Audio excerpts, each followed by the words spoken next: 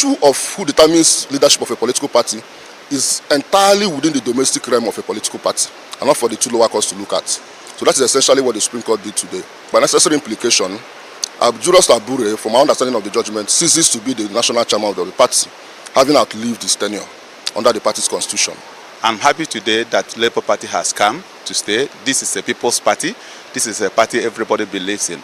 And I want to thank the member and congratulate all the members of the NCC, from the national chairman, Senator Nenadi Usman, and all other members of the National Caretaker Committee, and the entire leadership of our NWC. Verdict that has intensified the Labour Party's internal leadership crisis. Key points of the verdict.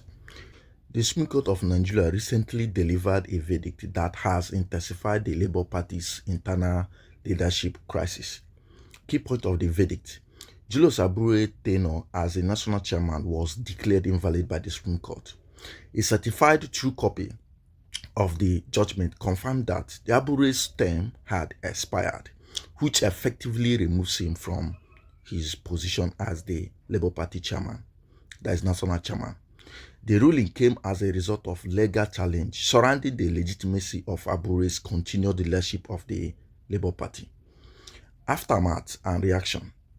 Despite the ruling, the Labour Party's National Executive Council, NEC, is still backing Abure, claiming the judgment is being misinterpreted.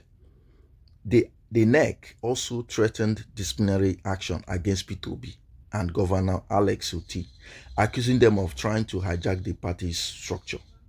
Meanwhile, Senator Nenad Usman had stepped in as the acting national chairperson, calling for unity and fresh rebuilding efforts of the party.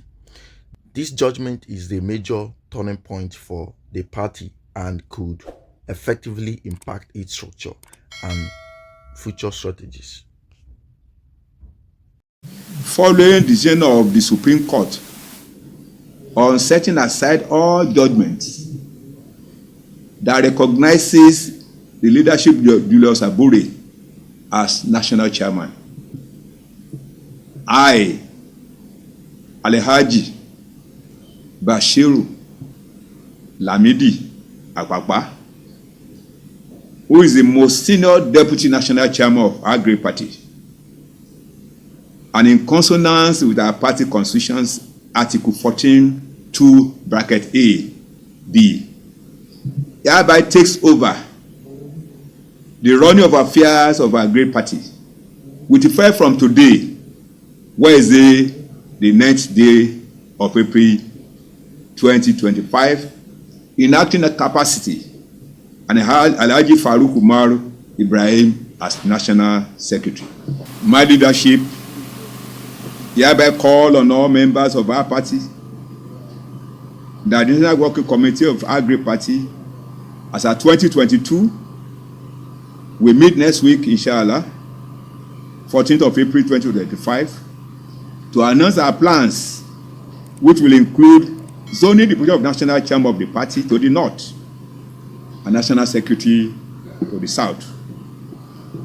My leadership will also take proactive steps to resuscitate the moribund board of trustees and makes it more functional.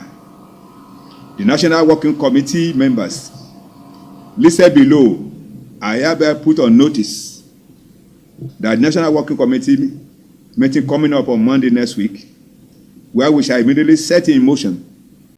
So the crisis within the Labour Party has deepened as Lamide Apapa, often referred to as Papa, continues to assert himself as the legitimate national chairman of the party, despite competing claims for Julius Abure and the new Senator Nenadi Usman.